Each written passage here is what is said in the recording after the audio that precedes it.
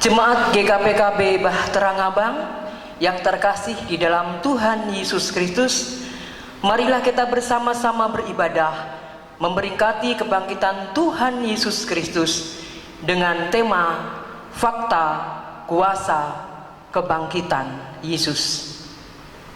Mari kita bersama-sama teduh sejenak di hadapan Tuhan untuk mengarahkan hati dan pikiran kita dalam penyembahan yang berkenan kepada Tuhan.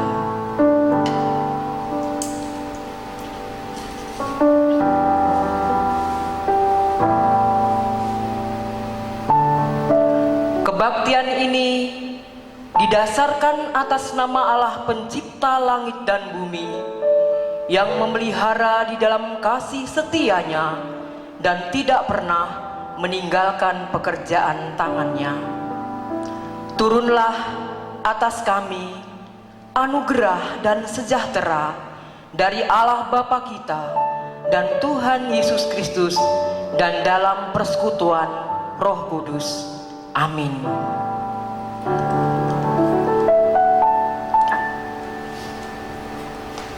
Kuasa kebangkitan Tuhan Yesus Kristus menjadikan kita bangkit dan mendengar panggilannya. Mari kita bersama-sama menyanyikan nyanyian kemenangan iman nomor 156, berdiri karena Yesus. Kita nyanyikan ayat yang kedua dan yang keempat.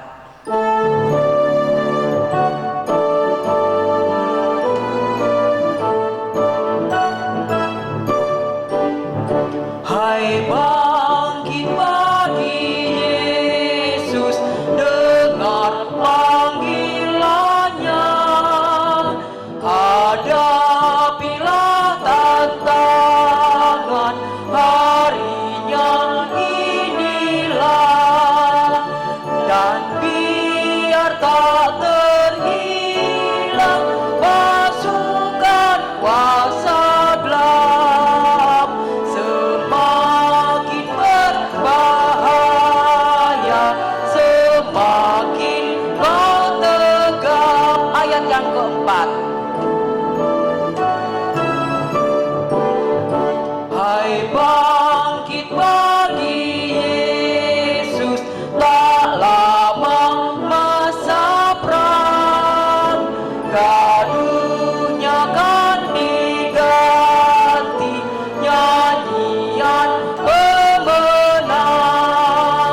Mereka yang bertahan diberi mahkotanya bersama Raja mulia berkuasa selamanya.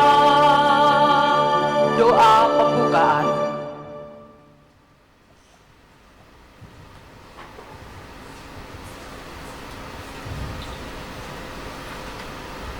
Mari kita bersama-sama datang di hadapan Tuhan.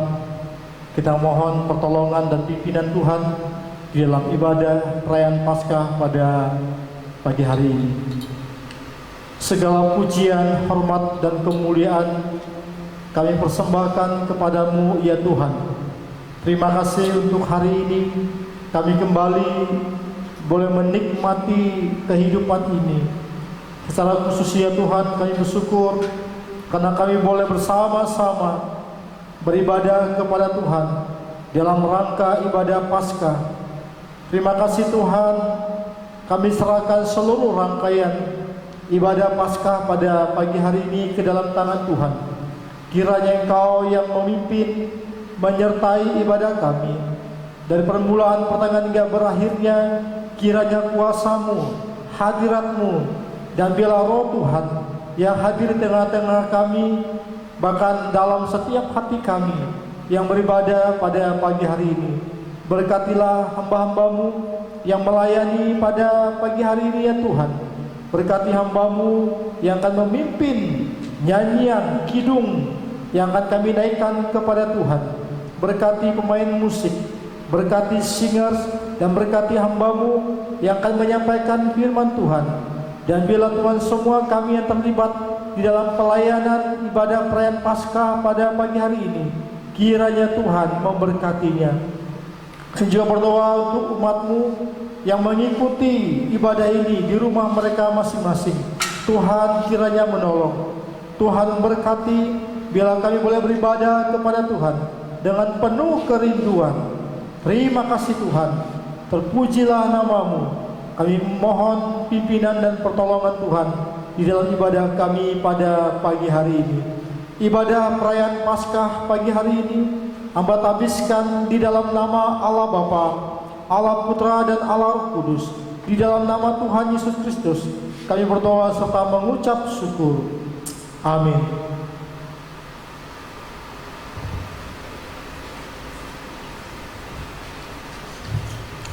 Kita akan membaca Alkitab yang akan diambil dari Filipi pasal yang ketiga ayat yang ke-10.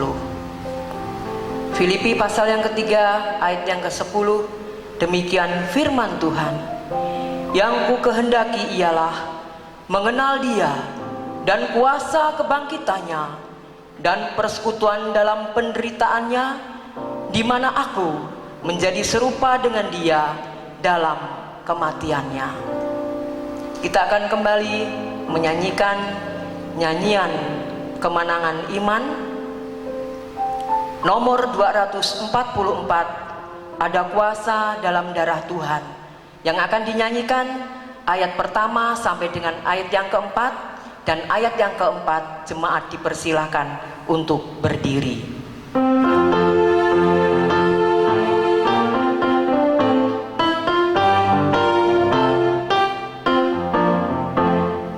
Jika kau mau masuk kebebasan, ada kuasanya darah Tuhan.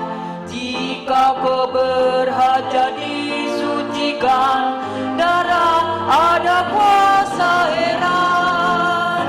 Ada kuasa, kuasanya Yesus hilangkan dosaku. Ada kuasa, kuasa Tuhanku hilangkan segala dosa. Ayat yang kedua. Jika kau digoda oleh setan, ada kuasanya darah Tuhan. Tentu tak ada lain jalanan, kalau mau masuk selamatkan. Ada kuasa, kuasanya Yesus hilangkan dosaku. Ada kuasa, kuasa Tuhanku hilangkan segala dosa. Ayat yang ketiga.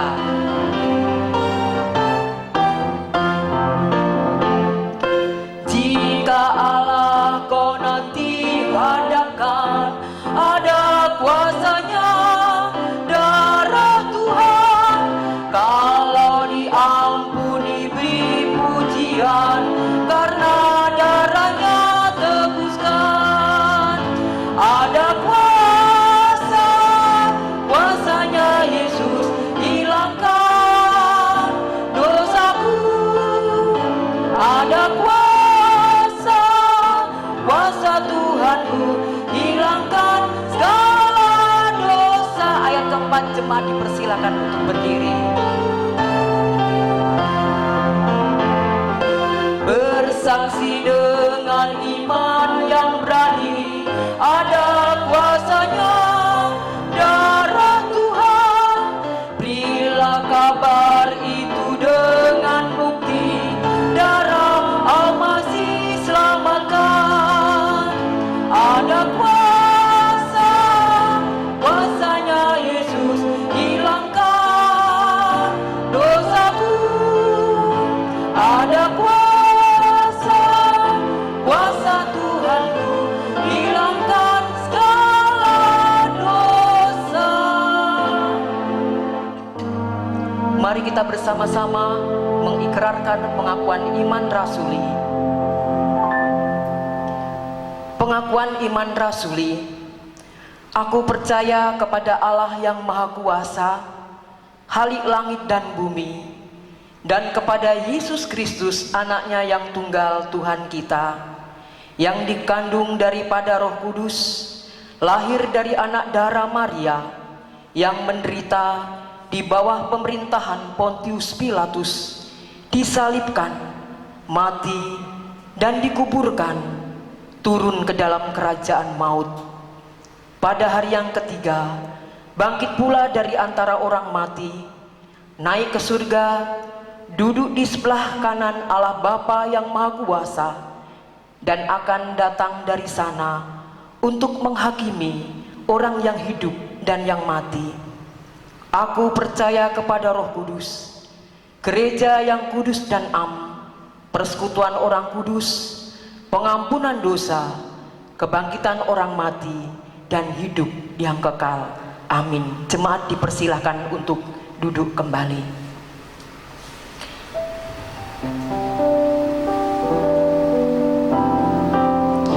Kita akan berdoa syafaat, dan biarlah doa-doa kita berkenan di hadapan Tuhan, dijawab sesuai dengan waktu dan kehendak Tuhan. Kita akan diiringi dengan nyanyian kemenangan iman nomor 215, Yesuslah Gembala. Kita akan menyanyikan ayat yang pertama dan ayat yang kedua.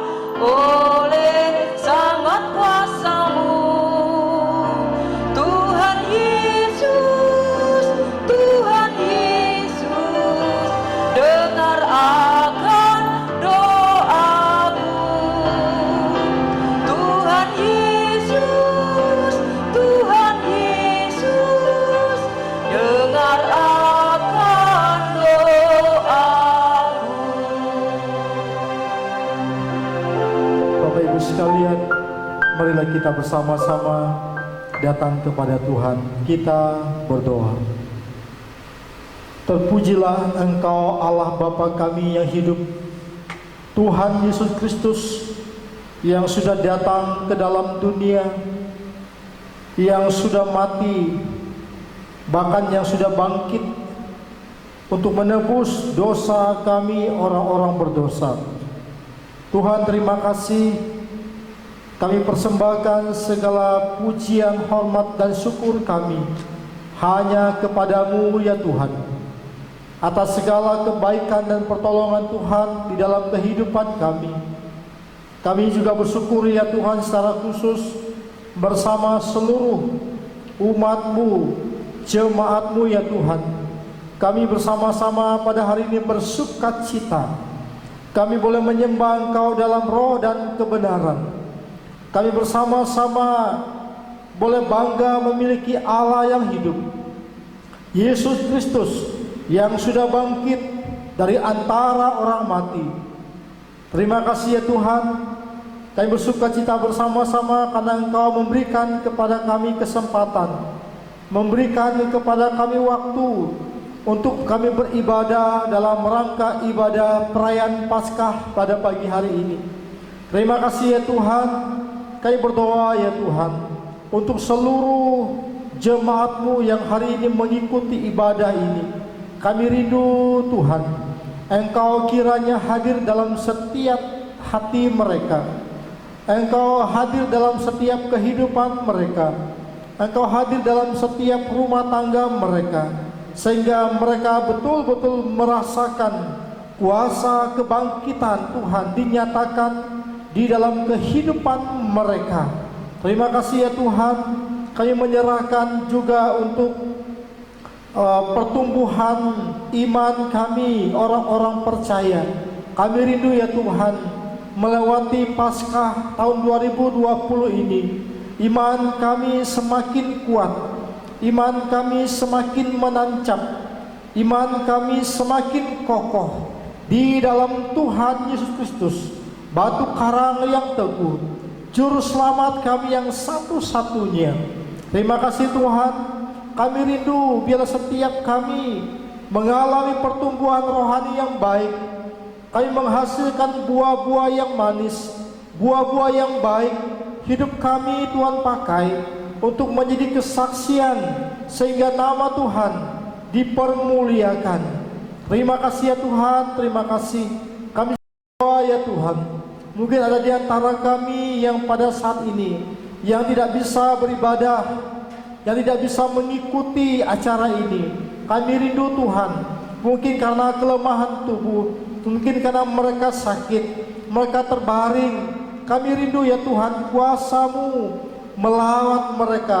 Oleh bilur-bilur-Mu yang berkuasa, Tuhan menjamah mereka, sehingga kekuatan yang daripada Tuhan karuniakan bagi setiap jemaat Tuhan yang pada hari ini mengalami kelemahan tubuh, yang mengalami sakit, yang mengalami pergumulan, yang mengalami penderitaan yang berat sekalipun. Dalam nama Yesus kami mohon Tuhan memberikan kelegaan.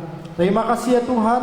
Kami juga berdoa ya Bapa, untuk pada ibadah Paskah hari ini, di mana orang-orang Kristen beribadah, di mana hamba-hamba Tuhan melayani, di mana firman Tuhan dikumandangkan, berita Paskah disampaikan, berita sukacita diberitakan bahwa Tuhan Yesus sudah bangkit, Tuhan Yesus sudah mengalahkan maut.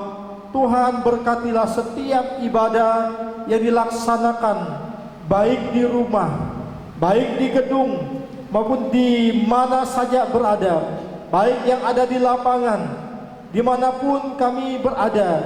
Tuhan terima kasih. Kami bersyukur karena walaupun tahun ini kami merayakan Paskah di rumah kami masing-masing, tetapi Tuhan, kami percaya lawatan dan kuasa Tuhan akan terus dinyatakan di dalam kehidupan kami. Terima kasih ya Tuhan.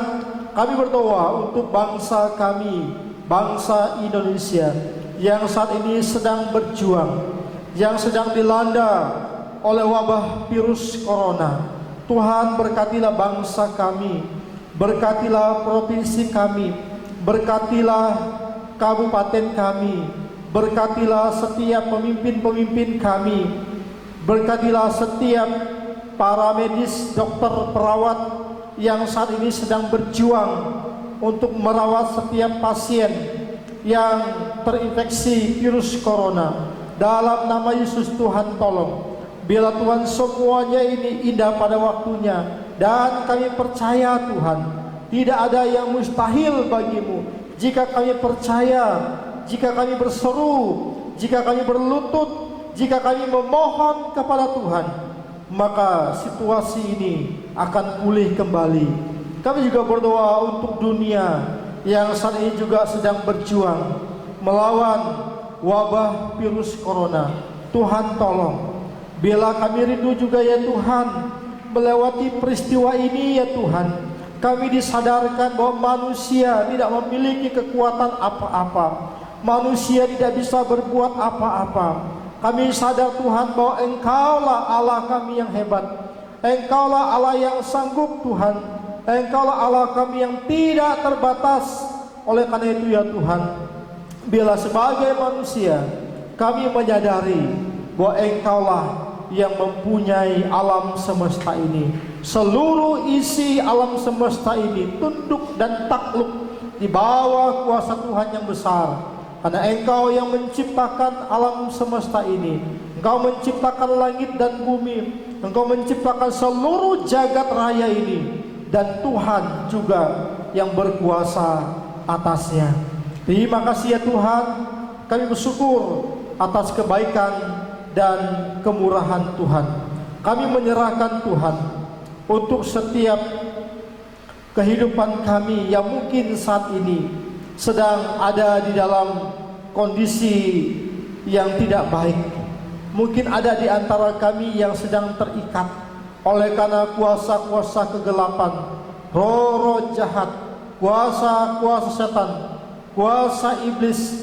Dalam nama Yesus kami mohon ya Tuhan, bagi orang-orang yang terikat, bagi orang-orang yang tertawan oleh karena kuasa kegelapan, dalam nama Yesus Tuhan Engkau lepaskan. Kami juga rindu ya Tuhan, Tuhan juga pakai setiap kehidupan kami untuk menjadi alat yang berguna di tangan Tuhan, untuk kami memberitakan Injil, memberitakan nama Yesus, memberitakan Yesus yang sudah mati, yang sudah disalibkan, dan Yesus yang sudah bangkit pada hari ketiga. Kami rindu ya Tuhan, kami membawa jiwa-jiwa bagi kemuliaan nama Tuhan. Terima kasih ya Tuhan, terpujilah namamu. Sekali lagi ya Bapa, kami persembahkan ibadah perayaan Paskah pada pagi hari ini ke dalam tangan Tuhan. Terima kasih ya Tuhan, terpujilah namamu. Inilah doa dan syukur kami dan permohonan kami yang kami persembahkan di dalam nama Tuhan Yesus Kristus yang sudah mengajar kami berdoa. Bapa kami yang di sorga, dikuduskanlah namamu, datanglah kerajaanmu, jadilah kehendakmu di bumi seperti di sorga. Berikanlah kami pada hari ini makanan kami yang secukupnya, dan ampunilah kami akan kesalahan kami, seperti kami mengampuni orang yang bersalah kepada kami. Dan janganlah membawa kami ke dalam pencobaan, tetapi lepaskanlah kami daripada yang jahat. Karena Engkaulah yang punya kerajaan dan kuasa dan kemuliaan sampai selama-lamanya. Amin.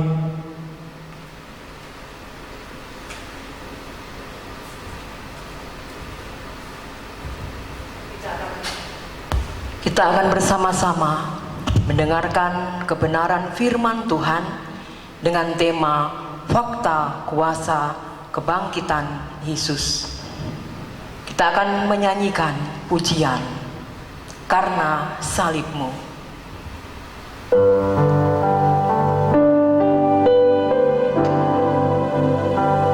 Biarlah pujian ini menghantarkan kita di dalam hadirat-Nya yang kudus untuk menikmati kebenaran firman Tuhan, sehingga firman Tuhan akan menjadi rema dalam kehidupan kita.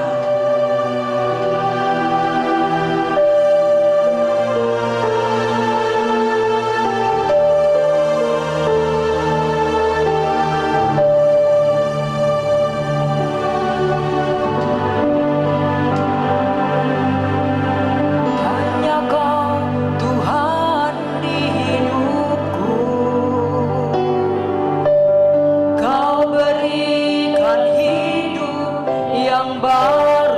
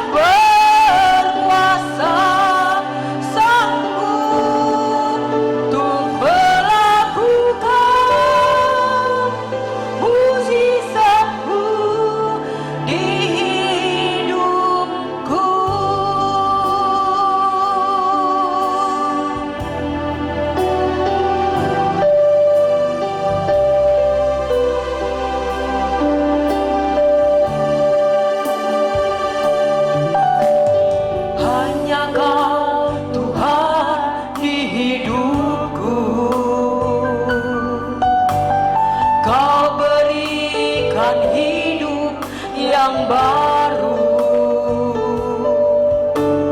Darahmu menyucikan, pulihkan hatiku. Kunyatakan Kaulah segalanya. Engkaulah sumber pengharapan. Kuasa-Mu sanggup menyembuhkan. Jiwaku pun berserah hanya kepadamu.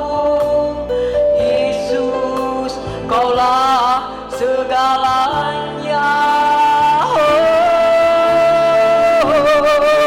Karena salib-Mu ku hidup. Karena salib-Mu ku menang. Engkau yang berkuasa, sanggup untuk melakukan mukjizat-Mu. Karena salib-Mu ku hidup. Karena salib-Mu ku menang. Engkau yang berkuasa, sanggup untuk melakukan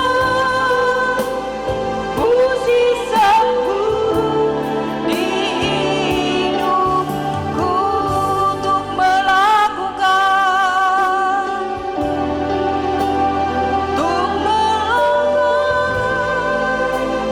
di hidupku, untuk hidupku.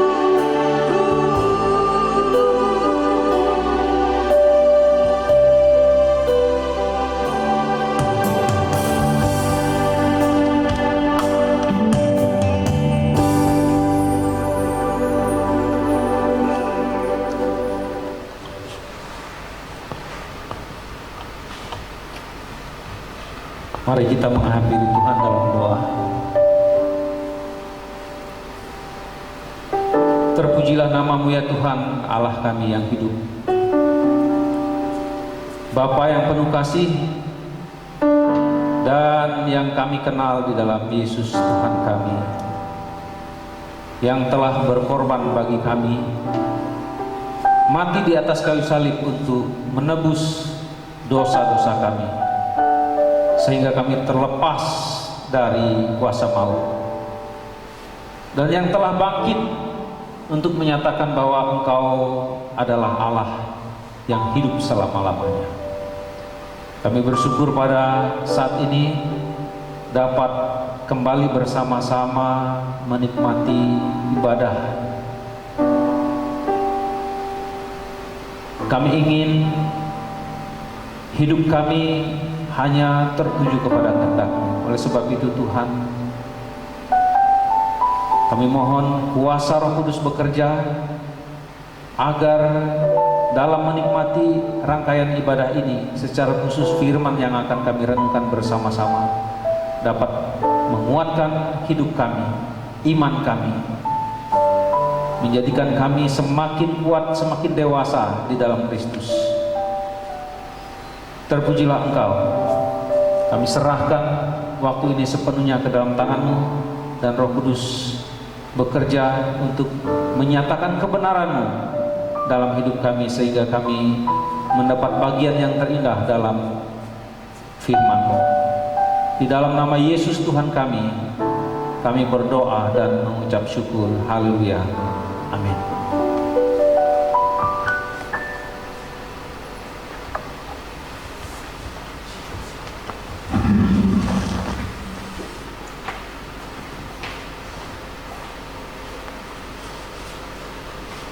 Shalom jemaat yang terkasih di dalam Tuhan Yesus.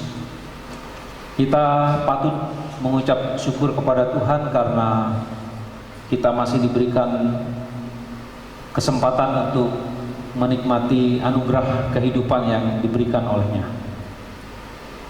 Dan hari ini kita patut bersukacita juga karena kita bersama-sama dapat merayakan kemenangan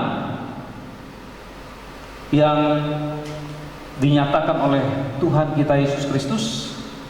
Dia memang telah mati dan dikuburkan, tetapi dia menang.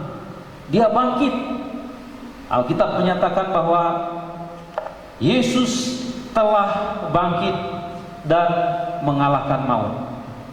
Meskipun dalam kesempatan ini kita merayakannya masing-masing di rumah, tetapi saya yakin dan percaya bahwa firman Tuhan tetap bekerja dalam kehidupan kita, bahkan semakin kuat ketika kita menikmatinya dalam persekutuan masing-masing di tempat kita atau di rumah tangga kita. Baik, saudara-saudara, saya akan mengajak kita untuk merenungkan firman Tuhan yang terdapat di dalam 1 Korintus pasal yang ke-15.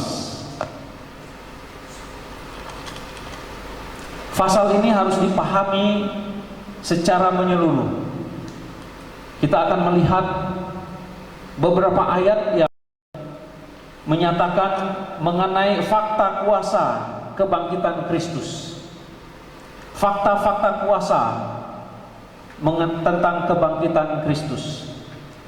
Dan hal ini saya berharap setelah kita merenungkan firman Tuhan ini, kita semakin diberikan pencerahan, kekuatan iman, sehingga dengan pasti, dengan keberanian kita menjalani iman kita di tengah-tengah wabah yang membuat kita masing-masing dihantui rasa kebimbangan, ketakutan, dan hal-hal lain yang membuat kita sulit untuk bertahan hidup.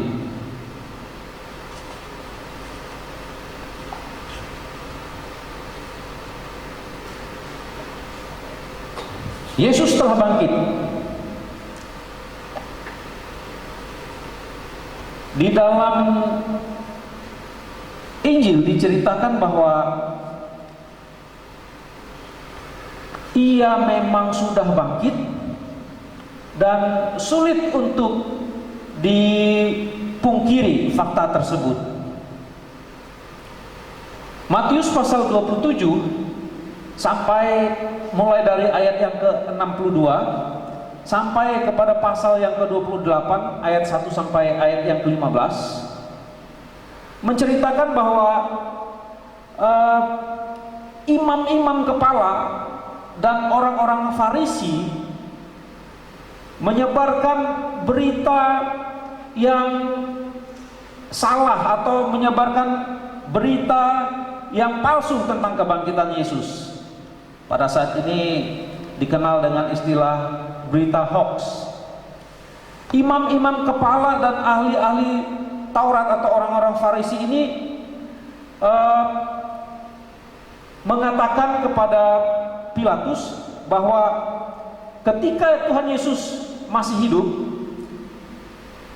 atau melayani, Tuhan Yesus pernah berkata bahwa Ia memang akan mati, tetapi pada hari yang ketiga Dia akan bangkit. Maka mereka mengadukan masalah ini kepada Pilatus dengan mengatakan bahwa jika ini dibiarkan, nanti murid-muridnya akan mencuri mayat Tuhan Yesus, lalu memerintahkan bahwa Yesus bangkit. Nah, oleh sebab itu Pilatus memerintahkan beberapa serdadu atau tentara untuk menjaga kuburan itu, dan kuburan itu disegel. Tetapi apa yang terjadi? Subuhnya hari Minggu, malaikat turun untuk membukakan pintu atau batu yang besar itu yang menutup kuburan Yesus, Dan ketika serdadu-serdadu itu melihat wajah malaikat yang seperti kilat, dikatakan di situ, mereka sangat ketakutan. Dan pada saat itulah Tuhan Yesus bangkit. Tuhan Yesus menemui perempuan-perempuan yang setia seperti Maria Magdalena dan yang lainnya, supaya berita kebangkitannya dikabarkan kepada para murid, dan mereka sampaikan itu. Tetapi serdadu-serdadu ini menyatakan atau menyampaikan peristiwa ini kepada imam-imam kepala dan ahli-ahli Taurat atau orang-orang Farisi. Kemudian orang-orang Farisi dan imam-imam kepala ini bersepakat untuk kembali menyebarkan berita bohong bahwa Yesus tidak bangkit. Lalu mereka menyuap serdadu-serdadu ini. Serdadu-serdadu ini pun menerima uang suapan itu, dan tersebarlah saat itu berita bahwa Yesus tidak bangkit. Tetapi apa kata firman Tuhan? Apa kata penulis-penulis Perjanjian Baru? Mari kita lihat di dalam 1 Korintus pasal 15 ini.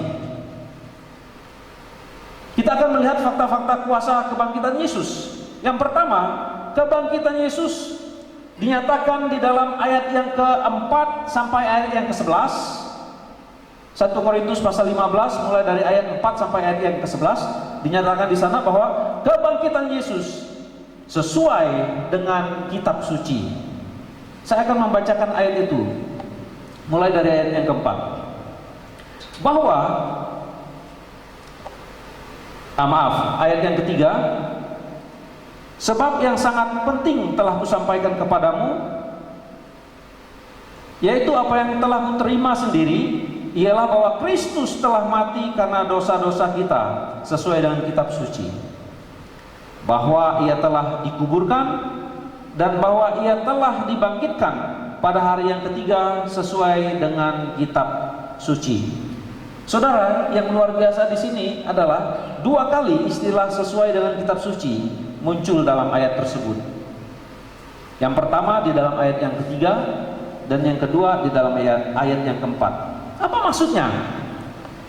Istilah ini ingin menegaskan bahwa baik kematian maupun kebangkitan Yesus sudah diberitahukan atau sudah dinyatakan di dalam Perjanjian Lama yang sebenarnya diyakini oleh imam-imam kepala dan orang-orang Farisi dan termasuk semua orang Israel.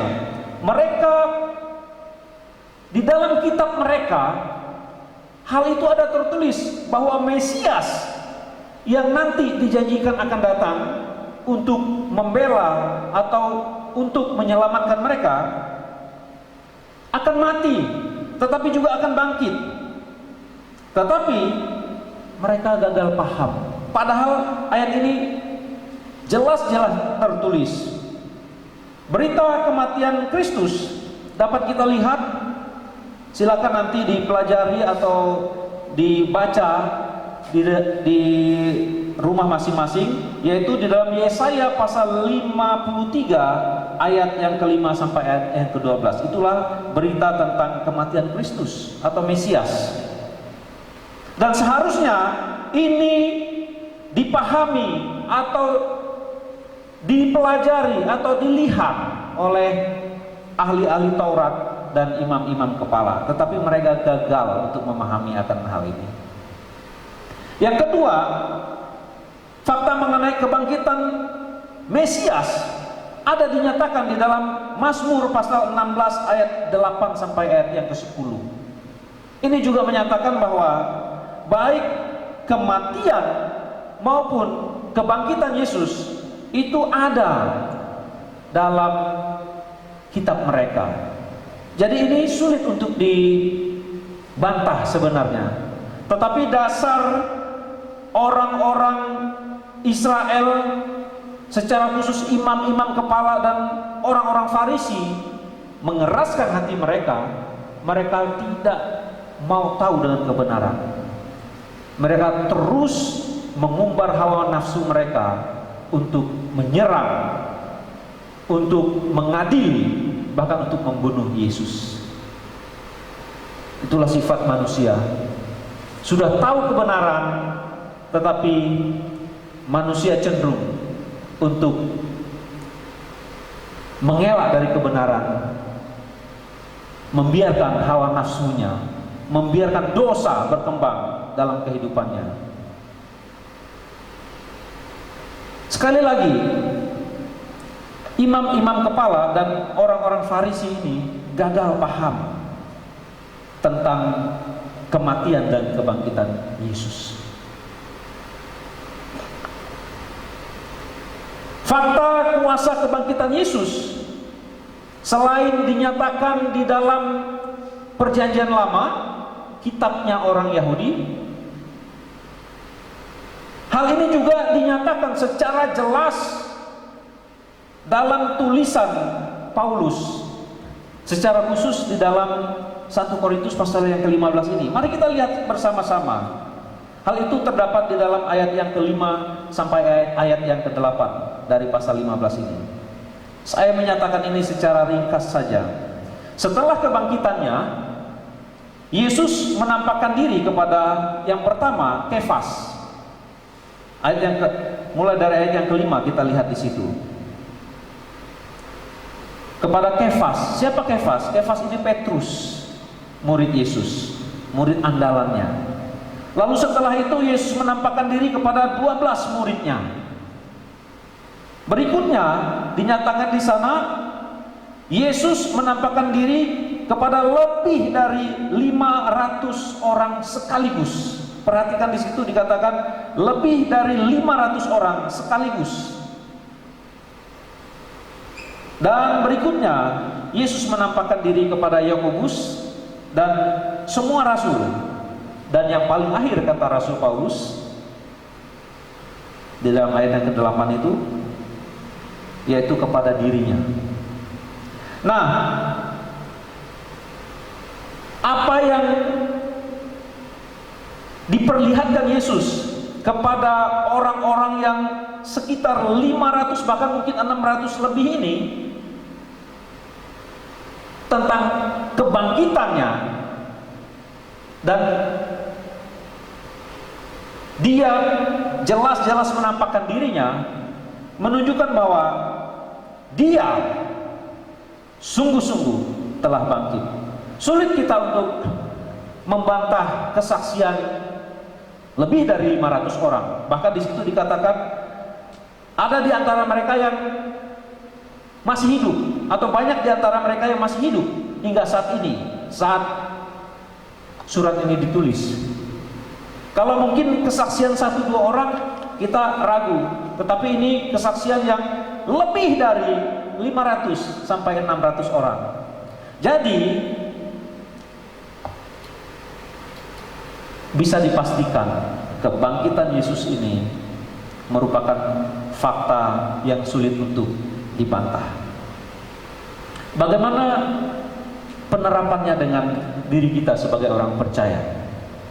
Sebagai orang percaya, jangan kita pernah ragu untuk mengikuti Tuhan yang telah bangkit itu. Kenapa? Sebab Yesus secara fakta sejarah memang sungguh-sungguh sudah bangkit, hidup kembali. Memang dia mati, tetapi dia hidup kembali. Adapun berita hoax yang disampaikan oleh imam-imam kepala, oleh orang-orang Farisi dengan cara menyuap serdadu-serdadu tadi, itu adalah berita palsu, berita yang memang hingga saat ini, hingga detik ini masih ada orang yang mempercayainya. Tetapi bagi kita orang percaya, orang Kristen, berita itu omong kosong. Karena Alkitab menyatakan dengan kesaksian Perjanjian Lama, dengan kesaksian orang-orang yang hidup pada zaman itu, lebih dari 500 orang. Mereka melihat dengan mata kepala mereka, Yesus hidup, Yesus telah bangkit. Yang kedua, fakta kuasa kebangkitan Kristus. Kristus atau kebangkitan Kristus membangkitkan, sesungguhnya membangkitkan semua orang yang percaya kepadanya setelah kita mati atau setelah kita dikuburkan. Saya ulangi lagi, kebangkitan Kristus membangkitkan semua orang percaya yang sudah mati atau yang sudah dikuburkan. Mungkin kita agak bingung dengan hal ini. Kebangkitan Kristus dapat membangkitkan semua orang percaya yang sudah mati atau yang sudah dikuburkan. Bagaimana hal ini? Kita bisa lihat di dalam ayat 20, ayat 12 sampai ayat yang ke-49 itu. Ada satu peristiwa yang menarik. Sebelum Yesus membangkitkan Lazarus, ia sempat bercakap-cakap dengan Marta, kakaknya Lazarus. Lazarus sudah 4 hari meninggal dan sudah dikuburkan. Marta mengatakan, ketika Yesus ingin pergi ke kuburan, Marta mengatakan, Tuhan jangan, ia sudah berbau busuk, karena sudah 4 hari dia dikuburkan. Tetapi kalimat ini yang dikatakan oleh Yesus di dalam Yohanes pasal 11 ayat 25. Akulah kebangkitan dan hidup. Barang siapa percaya kepadaku, ia akan hidup walaupun ia sudah mati. Ini kata-kata sepertinya ada permainan kata di sini. Saya ulangi, akulah kebangkitan dan hidup, kata Yesus. Barang siapa percaya kepadaku, ia akan hidup walaupun ia sudah mati.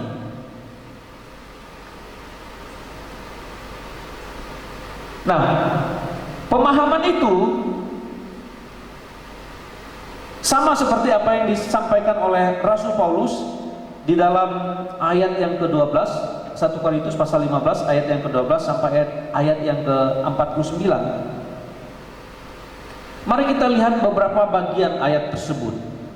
Di dalam ayat yang ke-16 sampai ayat yang ke-18 dan juga ayat yang ke-32, saya membacakannya.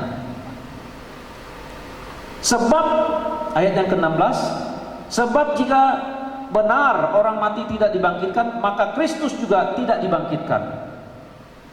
Dan jika Kristus tidak dibangkitkan, maka sia-sialah kepercayaan kamu dan kamu masih hidup dalam dosamu. Demikianlah binasa juga orang-orang yang mati di dalam Kristus. Jikalau kita hanya dalam hidup ini saja menaruh pengharapan pada Kristus, maka kita adalah orang-orang yang paling malang dari segala manusia. Lalu ayat yang ke-32 demikian bunyinya. Kalau hanya berdasarkan pertimbangan-pertimbangan manusia saja aku telah berjuang melawan binatang buas di Efesus, apakah gunanya hal itu bagiku? Jika orang mati tidak dibangkitkan, maka marilah kita makan dan minum, sebab besok kita mati. Jadi keyakinan Paulus menyatakan kepada kita bahwa orang-orang yang sungguh-sungguh percaya kepada Yesus akan dibangkitkan Yesus, meskipun mereka sudah mati. Bahkan Paulus mengatakan, kalau orang yang sudah percaya kepada Yesus mati konyol, mati begitu-begitu saja, tidak dibangkitkan oleh Yesus, maka sia-sialah iman kita, dan kita adalah orang yang paling malang di dunia ini. Lalu dia katakan di dalam ayat yang ke-32 tadi, dia menegaskan sia-sia perjuangan dia. Dia melawan orang-orang di setiap daerah pelayanannya. Banyak orang yang mengancamnya, banyak orang yang ingin membunuhnya. Jiwanya tidak lagi dipikirkan oleh Rasul Paulus demi dia memberitakan mengenai kebangkitan Yesus, karena dia tahu bahwa Yesus sungguh-sungguh hidup. Dan kalau Yesus hidup, kalau Yesus bangkit, dia yang percaya kepada Yesus juga akan dibangkitkan. Inilah keyakinan Paulus. Maka dia katakan, jika kita hanya hidup, menikmati hidup seperti ini saja, ketika kita percaya kepada Yesus, sia-sia iman kita. Kalau Yesus tidak bangkit dan kita tidak dibangkitkan. Tetapi yang benar faktanya adalah Yesus bangkit, kita pun dibangkitkan. Karena apa? Kita sudah bersatu dalam kematian dan kebangkitannya.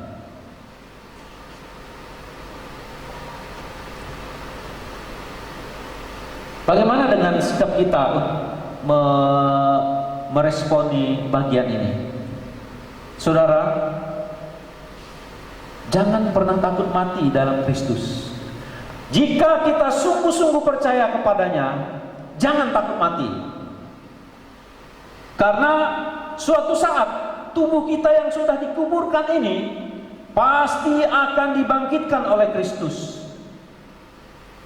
Karena ia sendiri telah bangkit dari antara orang mati. Bisa saja di waktu-waktu ini kita yang masing-masing merasa terancam oleh virus corona yang mematikan itu. Faktanya memang di negara kita banyak orang yang meninggal, bahkan mereka yang berada di garda terdepan seperti dokter, perawat, mereka yang terlebih dahulu meninggal. Lalu kita berpikir, jangan-jangan saya pun terkena, jangan-jangan saya pun terjangkit. Jika memang Tuhan mengizinkan, atau jika itu atas seizin Tuhan, kita harus terkena virus tersebut dan kita harus meninggal.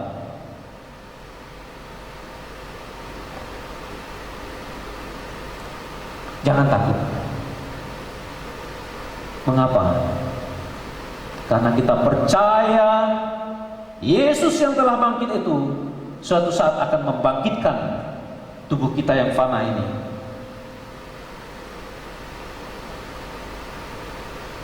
Menghidupkan kita kembali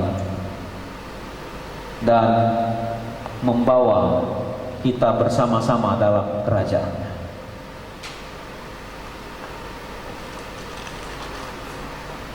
Yang ketiga, fakta-fakta kuasa kebangkitan Yesus.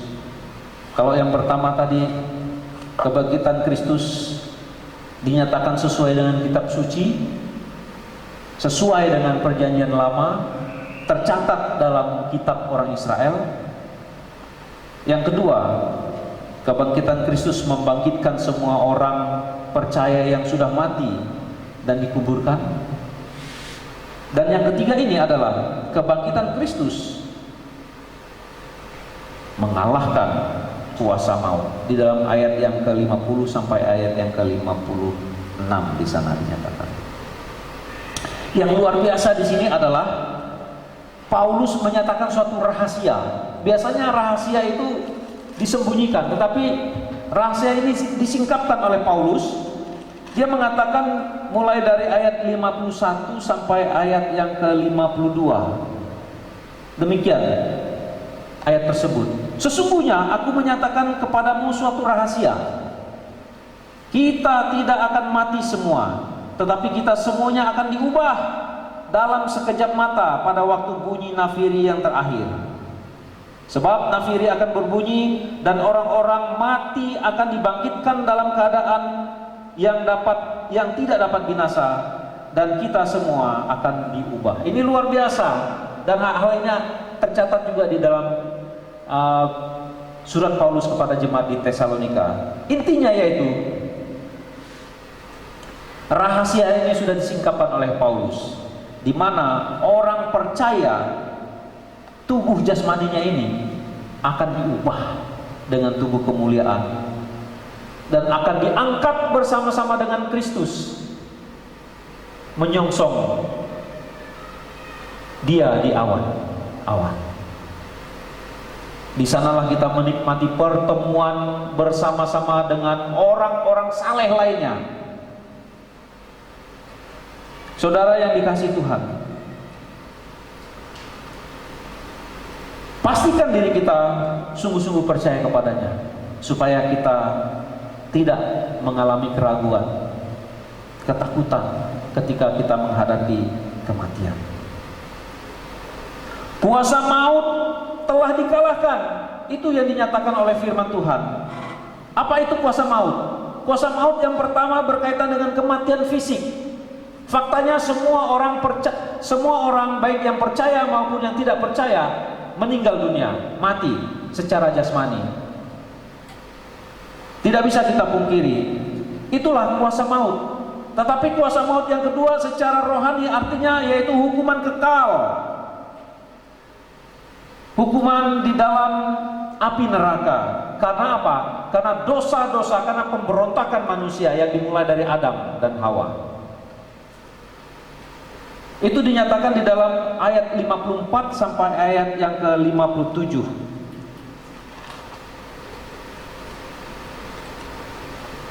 Saya akan membacakan ayat tersebut di dalam ayat yang ke-54. Dan sesudah yang dapat binasa ini mengenakan yang tidak dapat binasa, dan yang dapat mati ini mengenakan yang tidak dapat mati, maka akan genaplah firman Tuhan yang tertulis, maut telah ditelan dalam kemenangan. Hai maut, di manakah kemenanganmu? Hai maut, di manakah sengatmu? Sengat maut ialah dosa, dan kuasa dosa ialah hukum Taurat. Jadi maut sudah dikalahkan, sengatnya sudah tidak ada lagi. Ketika Yesus bangkit, kuasa maut yang dicengkram oleh iblis yang menguasai manusia yang berdosa dilepaskan. Yesus akhirnya membebaskan orang-orang yang percaya dari kuasa itu dan menjadikan mereka menikmati kehidupan yang baru, yaitu hidup di dalam Kristus, hidup di dalam pengampunan, hidup dalam kelepasan dari dosa. Maka di dalam ayat yang ke-57 dikatakan, tetapi syukur kepada Allah yang telah memberikan kepada kita kemenangan oleh Yesus Kristus Tuhan kita. Kita patut mengucap syukur karena jika kita sungguh-sungguh percaya kepadanya, kita diampuni, kita dibebaskan dari dosa, kita diberikan kepastian dan pengharapan. Oleh sebab itu jemaat GKPKB yang saya kasihi di dalam Tuhan Yesus, mari kita memastikan hidup kita untuk menikmati kuasa kebangkitan Kristus.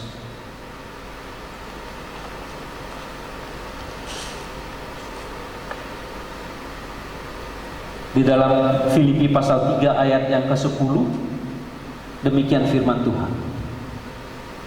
Yang ku kehendaki ialah mengenal Dia dan kuasa kebangkitannya dan persekutuan dalam penderitaannya, di mana aku menjadi serupa dengan Dia dalam kematian. Saudara, Rasul Paulus memiliki kerinduan untuk mengenal dan mengenal Yesus. Mengapa? Karena Yesus memiliki kuasa dalam kebangkitannya yang menghidupkan kita, yang memberikan pengharapan kita, yang melepaskan kita dari ketakutan, melepaskan kita dari rasa keterancaman, dan membuat damai sejahtera dalam hati kita. Di dalam terakhir di dalam 1 Korintus pasal yang ke-15 ayat 58, ini suatu ayat yang memberi motivasi kepada kita. Dikatakan di sana demikian, karena itu saudara-saudaraku yang kekasih, berdirilah teguh, jangan goyah, dan giatlah selalu dalam pekerjaan Tuhan, sebab kamu tahu bahwa dalam persekutuan dengan Tuhan jerih payahmu tidak sia-sia. Puji Tuhan, Tuhan memberikan kelonggaran yang begitu luas kepada kita. Tuhan Yesus memotivasi kita lewat tulisan Paulus ini supaya kita berdiri teguh, jangan goyah, Dan sebagai pekerja-pekerja Allah, kita diminta untuk giat selalu dalam pekerjaannya. Dan ingat, dalam persekutuan kita, Tuhan katakan tidak akan sia-sia, diperhitungkan oleh Tuhan. Saudara, mari kita bersama-sama mengabdikan diri kita kepada Kristus, karena Ia telah mati, tetapi Ia juga telah bangkit. Dalam kebangkitannya itu, Dia ingin menyatakan suatu kemenangan kepada kita, dan tatkala kita sadar akan hal itu, kita akan mendapatkan kekuatan untuk menjalani kehidupan yang ada di tengah-tengah dunia ini. Kita tidak lagi merasa ragu, kita tidak lagi merasa takut, tapi sebaliknya kita merasa penuh dengan kepastian, karena Yesus adalah Allah yang berkuasa, Allah yang menghidupkan, Allah yang membuat kita berpengharapan. Mari kita bersama-sama berdoa.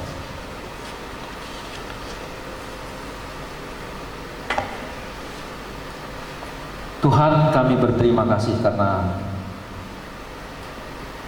Engkau telah menyatakan kuasa-Mu yang begitu dahsyat. Memang Engkau telah mati, dan kematian-Mu adalah kematian yang jelas untuk menebus dosa kami. Tapi Engkau juga bangkit, dan kebangkitan-Mu itulah yang memberikan kami hidup. Kebangkitan-Mu memberikan kami berpengharapan. Kebangkitan-Mu memberikan kami rasa aman dan mampu menepis rasa ketakutan. Kami tahu bahwa dunia yang kami huni pada saat ini semakin tidak menentu, semakin mencekam. Tapi kami bersyukur karena Allah di dalam Yesus Kristus memberikan kepastian kepada kami. Kami diberikan kepastian hidup, kami diberikan kepastian selamat, kami diberikan kepastian damai sejahtera. Nah, sebab itu Tuhan, berkati semua umat-Mu, semua jemaat-Mu, agar kami sama-sama menikmati damai sejahtera. Di dalam nama Yesus Tuhan kami berdoa dan menyerahkan hidup ini. Haleluya. Amin.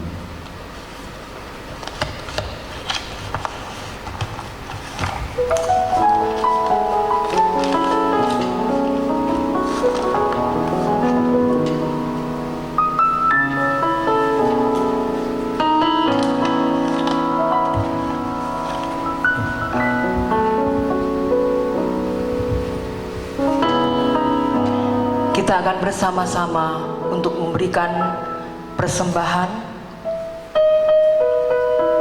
Persembahan ini akan diiringi dengan nyanyian kemenangan iman nomor 71, Anugerahnya yang ajaib. Kita akan nyanyikan ayat yang kedua dan yang keenam. Akhirnya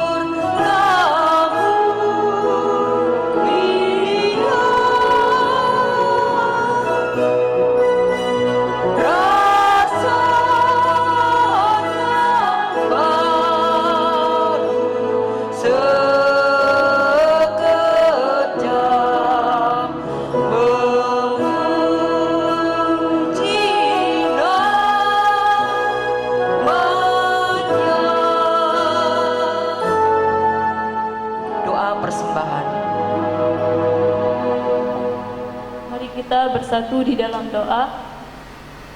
Segala puji syukur, hormat, kemuliaan kami hanya bagi Engkau ya Tuhan Allah kami yang hidup. Sungguh kami bersyukur, kami bangga memiliki Allah yang setia seperti Engkau ya Bapa. Terima kasih buat pengorbanan-Mu yang Kau berikan bagi kami. Dan hari ini kami bersyukur atas berkat kemurahan Tuhan, anugerah Tuhan yang selalu Tuhan limpahkan di dalam kehidupan kami. Kami masih boleh bernapas, beraktivitas, bahkan saat ini kami boleh bersekutu bersama untuk memuji, memuliakan nama-Mu ya Tuhan. Biarlah melalui persekutuan ini kami terus mendekatkan diri kami kepada Tuhan, berharap bersandar sepenuhnya kepada-Mu ya Tuhan. Ya Bapa, di penghujung ibadah kami ini kami telah memberikan rasa ungkapan syukur kami kepada Tuhan. Biarlah persembahan ini boleh terus membantu memperluas pekerjaan tangan Tuhan di gereja ini ya Bapa. Engkau berkati persembahan ini supaya semuanya itu boleh memuliakan hati Tuhan. Ya Bapa, kami juga serahkan buat bendahara yang menangani keuangan ini. Biarlah beliau boleh mengelola keuangan ini dengan baik dan semuanya itu untuk memuliakan hati Tuhan. Kau berkati juga setiap usaha pekerjaan jemaat Tuhan, apapun yang mereka lakukan, kerjakan, Tuhan yang memberkati, Tuhan yang memberikan kelancaran kepada mereka ya Bapa. Mungkin saat ini dalam kekurangan, kiranya Tuhan Kau menolong, memberikan jalan keluar sehingga mereka boleh mengalami sukacita di dalam kehidupannya Bapa. Terima kasih Tuhan, kami serahkan uang persembahan kami ini ke dalam tangan-Mu. Di dalam nama Yesus Kristus kami sudah berdoa dan bersyukur. Amin. Jemaat, kita akan mengakhiri ibadah kita pada saat ini. Jemaat dipersilakan untuk berdiri. Kita akan menyanyikan pujian doa Yabes.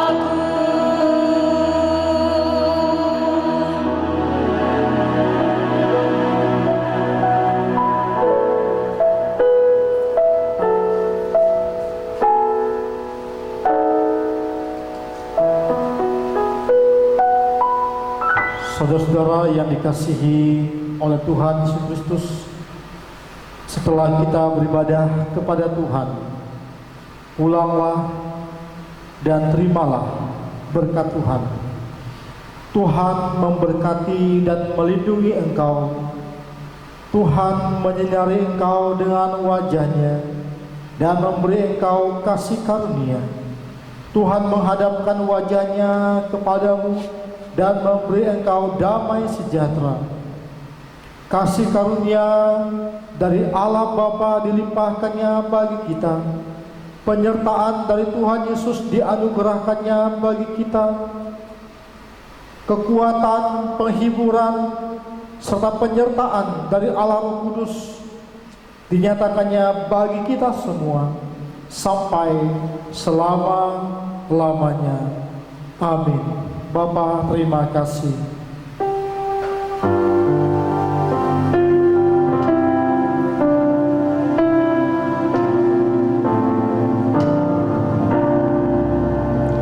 Bapa